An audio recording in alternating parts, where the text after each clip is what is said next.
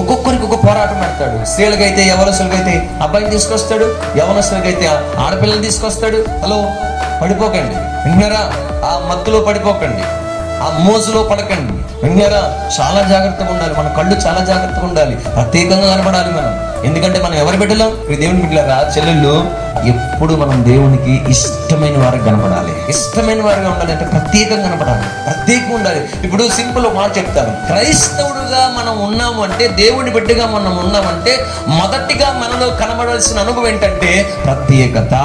ఆమె దెబ్బలాడే విషయంలో ప్రత్యేకత కాదు, గొడవపడే విషయంలో ప్రత్యేకత కాదు, కోప్పడే విషయంలో ప్రత్యేకత కాదు, ఏమండి, లేకపోతే ఇంకా వేరే విషయాల ప్రత్యేకత కాదు. మనకు కావాల్సిన ప్రత్యేకత ఏంటంటే అపవిత్రత నుండి, ఏమన్నాడు? అపవిత్రత నుండి తమ్మును తాము ఏం చేస్తున్నారంట? ప్రత్యేకపరుచుకున్నారంట.